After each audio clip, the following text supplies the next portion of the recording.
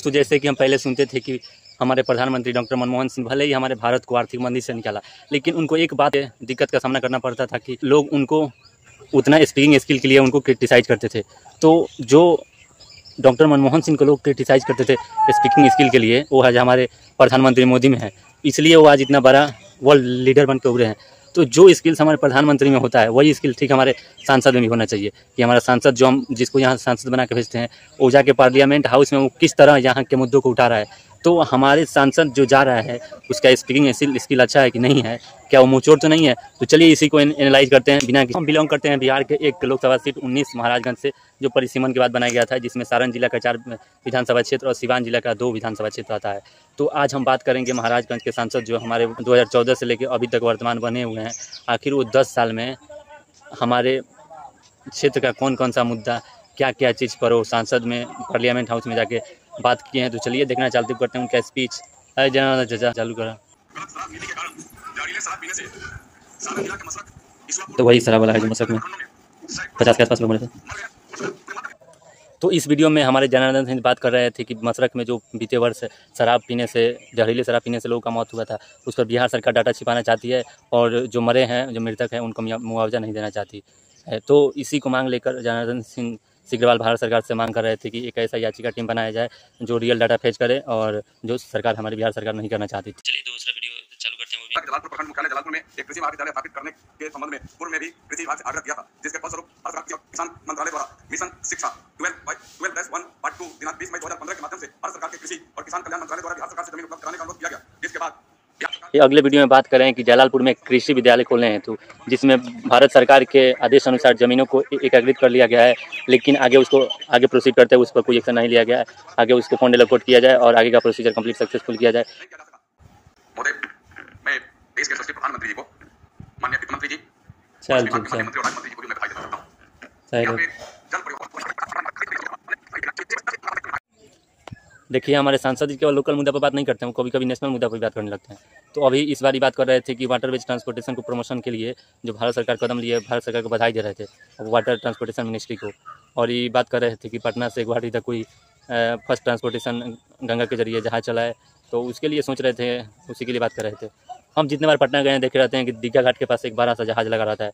उसके अलावा मेरे को आज तक कोई ट्रांसपोर्टेशन होते हुए जहाज मेरे को दिखा नहीं है। क्या आपको कभी दिखा है तो बताइए। अगर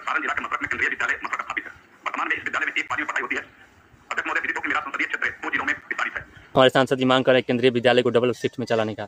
हम सरकार से मांग करना चाहते हैं, जिस तरह आप केंद्रीय कर्मचारी को आप केंद्रीय विद्यालय में उनके बच्चों को पढ़ने का मौका देते हैं, ठीक है, वैसा ही बिहार सरकार कोई स्कीम निकाले जिससे उनके बच्चे बिहार सरकार के कोई मॉडल स्कूल में ही पढ़े। केंद्रीय विद्यालय को 2 शिफ्ट में चलाने की कोई जरूरत ना पड़े।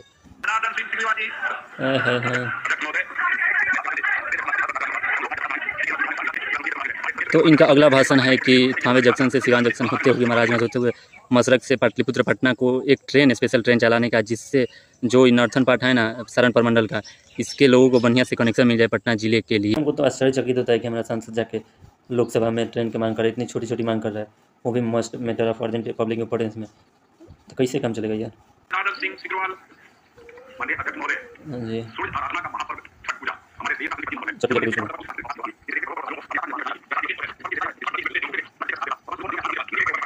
अगला भाषण इनका है छठ पूजा को नेशनल वैकेशन डिक्लेयर करने हेतु। ये मांग कर रहे हैं कि छठ पूजा कितना महत्वपूर्ण पर्व है बिहार का और यूपी का, तो इसके लिए नेशनल वैकेशन होना जरूरी है। देख लो भैया, आप बिहारी हो लेकिन आपका छठ पर्व के लिए नेशनल वैकेशन घोषित नहीं किया गया जब से आज़ाद देश हुआ है। समझ लो बिहारियों का कितना बिहारियों का नज़रअंदाज हुआ है।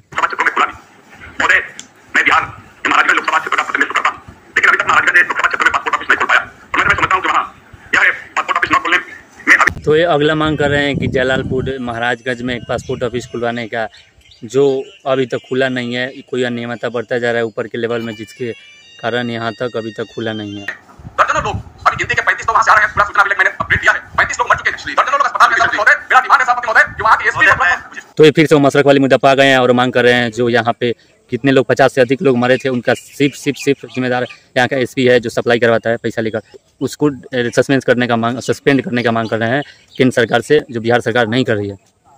टाटा मेमोरियल सेंटर ने कैंसर और अन्य कई क्रोनिक बीमारियों में आने वाली 12 दवाओं को राष्ट्रीय मौलिक दवाओं की सूची में शामिल किए जाने हेतु सरकार को लिखित रूप में सुझाव दिया है।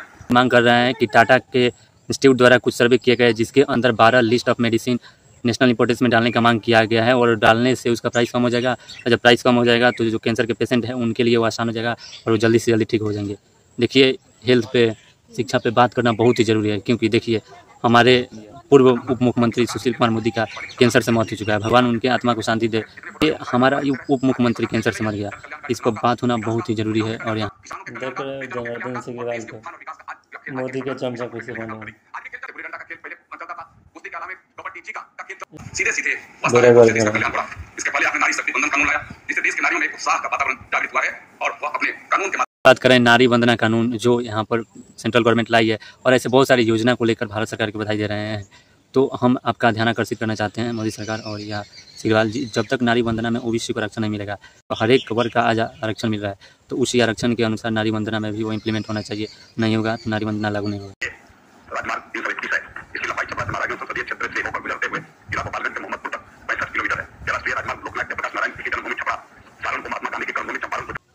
अब ये बात कर रहे हैं जो छपरा से जयलालपुर होते हुए मोहम्मदपुर, उसके बाद गंडक को पार करके मोतिहारी में आती है, उस रोड को ब्रॉडनिंग करने के लिए जो बहुत जगह हुआ है, बहुत जगह नहीं हुआ। आप केंद्र सरकार या बिहार सरकार से एक और स्पेशल मांग बिहार के लिए, बिहार में बहुत सारी नदियाँ है, गंडक है, गंगा है, तो हर एक 5 किलोमीटर नहीं 10 किलोमीटर पर एक पुल प्रदान किया जाए, एक ब्रिज प्रदान किया जाए, जिससे आर पार नदी के उस पार इस पार कनेक्टिविटी अच्छा हो। जब तक ये नहीं होगा तब तक बिहार का डेवलपमेंट इज इम्पॉसिबल। और दूसरा महोदय, ये सड़क के किनारे दाऊदपुर, एकमा और रसूलपुर में लाइटें लगाई गई है, करोड़ों रुपया लागत से लगाई गई है, लेकिन अभी तक वो लाइट काम नहीं कर रही है, लाइट जल नहीं रही है। यह दोनों कामों को सिर्फ पूरा करे, और उसके साथ ही सिग्रीवाल जी खड़े हैं और उसके आसपास लाइट लगाए, कोपा के आसपास, तो लाइट काम नहीं कर रहा है, उस पर बात कर रहे हैं। माना सांसद यार ऐसे बात करते हैं जाके, अच्छा ठीक है, लोकल बात है, अच्छा करता है, कोई दिक्कत नहीं है, इसमें लाज शर्म का कोई बात नहीं है, लोकल है, लोकल है। 12 यार, कोई हमारा सांसद मुँह चोर है यार। कोई बात बता दें कि इनका ना अकाउंट से ही 89 लाख रुपया कोई उड़ा लिया था, अभी हाल फिलहाल 2-3 साल पहले की बात है। सिग्रीवाल जी के अकाउंट से 89 लाख, समझ रहे हो भैया। देखो हमारा अकाउंट का सांसद देखो पढ़ के बोल रहा है, इसको लोकल मुद्दा याद नहीं है। अच्छा ठीक है, पढ़ के बोलो, कोई दिक्कत। आपको और अपनी पार्टी लगभग 170 वर्ष पूर्व एक महान संत का अवतार छपरा जिला के दहियावा में हुआ। तो अब ये बात कर रहे हैं अद्वैतानंद जी के बारे में। मैं आपको बता दूं कि अद्वैतानंद एक ऐसे ऋषि हैं जिनका हमारा जन्म छपरा के दहियावा में हुआ। तो इनका समाधि पाकिस्तान के पेरू में कोई जगह है, वहाँ पे हुआ था। तो ये मांग कर रहे हैं कि उनके समाधि को फिर से व्यवस्थित किया जाए, क्योंकि वहाँ के लोगों के द्वारा वो समाधि को तोड़ दिया गया है, जिसके बाद पाकिस्तानी हिंदू ने पाकिस्तानी हाई कोर्ट में अपील किया था, और उसको फिर से अच्छा से बनाने का पाकिस्तान हाई कोर्ट ने आदेश दिया। तो ये केंद्र सरकार से सपोर्ट मांग रहे हैं कि उनको प्रोत्साहन दिया जाए और वो फिर से सुव्यवस्थित कराया जाए। तो देखिए, एक और बड़ा मुद्दा जो बिहार में फंसा है, छपरा से मुजफ्फरपुर रेल लाइन। देखिए हमारे पीछे आपको ट्रेन दिखाई जाता हुआ दिख सकता है। ये जब लालू प्रसाद मुख्यमंत्री रेल मंत्री बने थे, तब अपने इलाके के लिए यहाँ रेल का परिचालन किया गया है। तो जो हमारे लालू प्रसाद यादव जी जब रेल मंत्री थे, और जो प्रोजेक्ट वो लेकआउट किए थे छपरा से लेकर मुजफ्फरपुर रेल लिंक, तो उस पर आज आप देखिए आपके लिए कितना मोदी सरकार काम किया है, उसके लिए कितना पैसा अलॉट हुआ है। अब देखिए यहाँ पर आपको ट्रेन जाते हुए दिख सकते हैं। मानना है कि गायों की नस्ल में सुधार कर उनके दूध उत्पादन की क्षमता को बढ़ाया जा सकता है, जिसकी वर्तमान में अत्यंत आवश्यकता है। गायों की नस्ल में सुधार हेतु हमारे क्षेत्र में अभी कोई परियोजना नहीं है। ऐसे में मेरे संसदीय क्षेत्रांतर्गत गौवंश के विकास के लिए राष्ट्रीय गोकुल मिशन, जहाँ पर सिग्रीवाल जी बात कर रहे हैं कि जो महाराजगंज है ना, उसमें मैक्सिमम लोग देसी गाय का पालन करते हैं, तो उसका नस्ल मतलब इम्प्रूव किया जाए, जिससे मतलब वो दूध का प्रोडक्शन ज़्यादा हो।